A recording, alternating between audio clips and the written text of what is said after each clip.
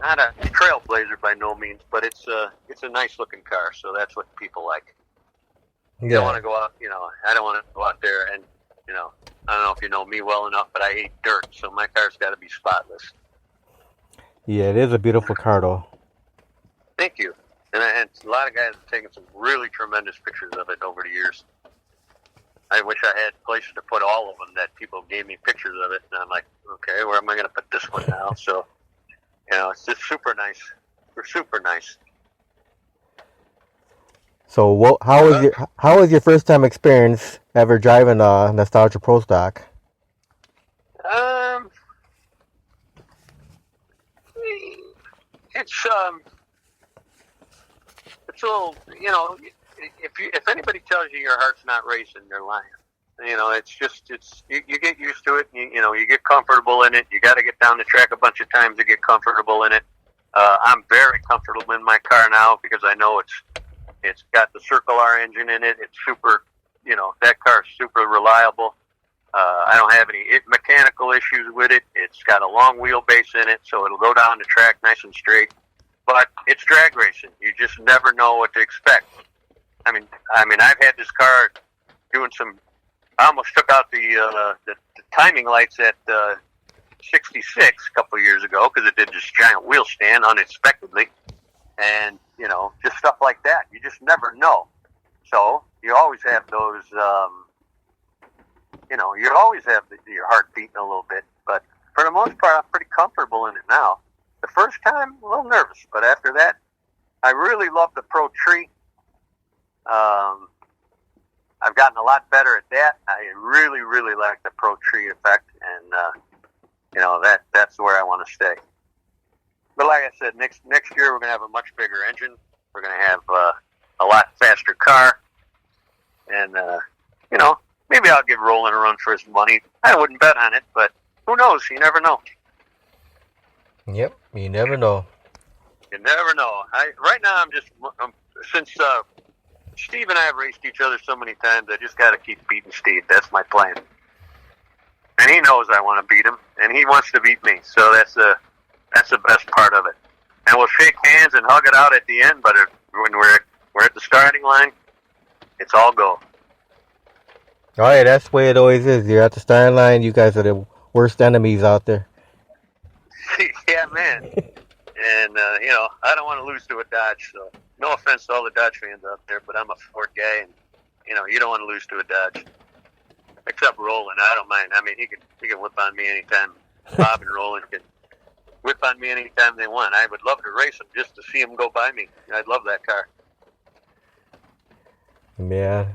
Yeah, that Colt is something else. Yes, it is. But who knows? Who knows what next year brings? Then Dan Manis has the sister of the Colt over there at the other group. Oh yeah, that red and yellow one. Yep. Yeah, that's a beautiful car too. So, but they have their share of beautiful cars. I mean, they really have, some nice cars. Oh yeah. Yep. Yeah, I'm just happy you guys are able to run with those guys now after a little problem they had for a few years, whatever. All these people say, these cars aren't real pro stocks, they're automatic, and then finally differences worked out and you guys are able to run together. It's a good thing, though. Oh, it's a great thing. People want to see that. They don't want to come out and see three cars. They want to come out and see, 8, 10, 12, 16 cars, all different makes and models. That's the best part about it. They're all have doors. They're all door slammers. They're all, they're all beautiful cars. And the people, part of it. Those people sitting in the stands, they're not saying, "Oh, that one's not a real pro stock. That one's not Clutch or Lenko in there. Get that out of there." Well, maybe some of them are, but when I'm in the car and I got my earplugs in and the car's running at about 8,000 RPM, I can't hear them anyway. So, people's opinions are just those. They're opinions, and they don't really bother me too much. Yeah, they're all beautiful Nostalgia Pro stocks. They're all put on a good show out there. That's all I care about. That's right. Put on a show, do a big burnout. Let these little kids enjoy it. It's really for the kids and the moms and dads that bring those kids there and pay their hard money to get in there to watch them. and they work hard for that money. So they, and it's a great environment. I mean, it's a family-oriented sport. It always has been and always will be. Yep. So that's I took my kids there when we were younger, and they've helped me out quite a bit. And now they're grown, but they still help when they can. So that's a good thing. Yeah, the kids are the future of the sport. Yeah, I got my opinion on that, but I don't want to express that right now. If they don't get away from their Nintendo, they're not going to, or whatever, PlayStation or whatever. What am I age myself? But, if they can't do it on a computer, they can't do it. What they really need to do is bring back, have some kid go in to shop at school and take a car apart. They don't even do that anymore. So, a lot of, but the kids are kids. Yeah. Oh, it's good to see. I get a kick out of the little kids. Those are the ones I really enjoy. Yeah, it's good to see some of these youngsters driving pro stocks like Kelly Dill and Hannah Fleischman and Tyler. He moved into the pro mods with the Wise Guys. Yeah, he did great. Didn't he win his first event? Yes, sir. Yeah, see? Those young guys those guys know how to do it. But those are probably guys that have been raised in the sport, But Yeah. it's a great sport. I'm happy I'm involved in it. I've been involved in it, with my brother Russ for years and years and years. And we take his car out every once in a while when we can, take my car out when we can, and we always laugh because we never have a bad time. Even when we get rained out, we can sit in the trailer and still laugh. So, can't go wrong. Now, do you have a greatest memory of running with the Outlaw guys?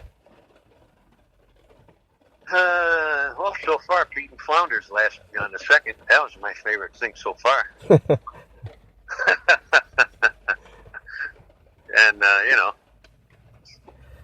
rock stuck in my carburetor, but the best was beating Steve 2 out of 3.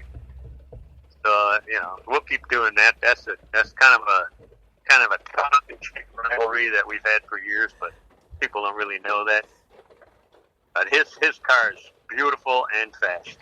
Oh, now they know that if they're listening to this. They know. But, his car, that Missile is a beautiful, beautiful car. I mean, and he's got a big cubic inch in that thing. So, I'm going to step it up this week. We're going to work on it every single day this week and next week. And then, I'm going to show a little surprise when, on the, Labor Day weekend when all he sees is my parachute. That's all Ray Dunlap looks forward to, is going out there and beating Steve Flounders. Oh, I didn't say that. I know. I didn't say that. I just said that, that's fun. That's just like beating anybody. But, when you've known the guy for 4 years, and we've you never raced each other, it becomes a lot more fun. But believe me, he's got me covered, and I'm going to have to step it up big time to get it passed in. But we will. We'll figure something out. And, all those guys, I mean, look at Pryor's car. That thing's beautiful. I can't race with that one. And then, if I race the little Pinot, Doug's Pinot, he'll probably beat me 2 out of 3. He's so consistent and fast that, I'll beat him once, he'll beat me twice or whatever. We raced each other and we have a lot of fun. And that's what it is. It's all about fun. Yep. We have a good time doing it. Yep. That's why I said earlier, if you're not having fun, it's time to get out of the sport. Yeah, I don't know. There's so many other sports you could do, and I'm sure glad I got into this one. Like I said, because of the people you meet, and it's a unique sport. That's all there is to it. And like I said, if I had $1 million budget, I'd spend every penny of it.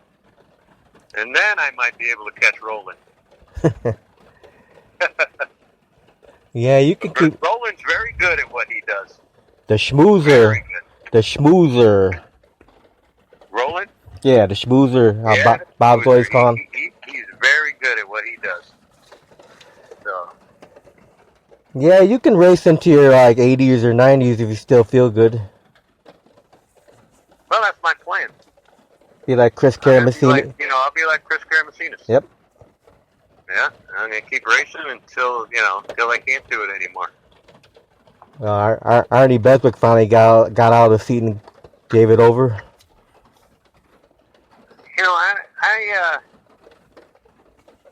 The Tameless Tiger's a beautiful car. I really remember he built that Pro Mod car that was a Tameless Tiger? Yeah. That thing was beautiful. And I always enjoyed that car. And I've seen him race a whole bunch of times at Byron and US 30 and oh my God, so many times. But he's another hard-working guy.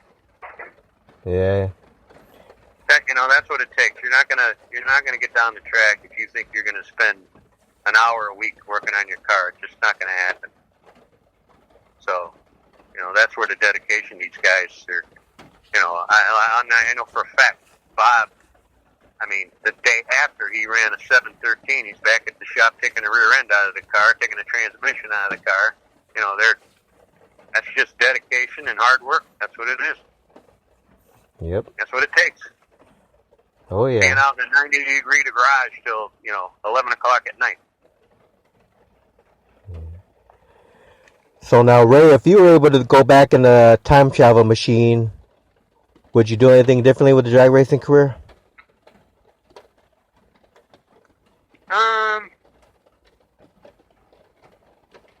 Yeah, I would have probably spent a lot more money at it. I probably would have spent a lot more money and been where I'm at now sooner than later.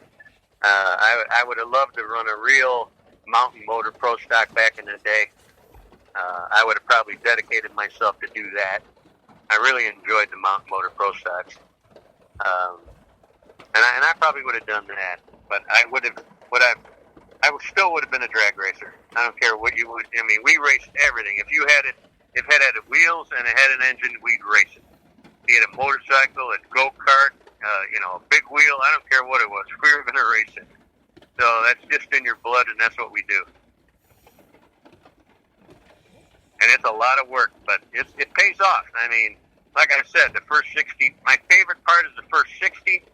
And then my other favorite part is when the parachute blossoms. Then I know I can stop. Yep. Yeah, that's a unique feeling. I don't know if any people out there know what that feels like, but that is such a strange feeling when your parachute blossoms and you can feel your body coming off the seat. That's the coolest thing. But that's what keeps you going back. And the little kids on the sidelines will be giving you a thumbs up as you're coming down the return road. Yep. Yep. Well, Ray, I want to thank you very much for taking time to do this interview tonight. My pleasure. Do you have any... like I said, any military guys out there, come see me on Labor Day weekend. I'd love to shake your hand.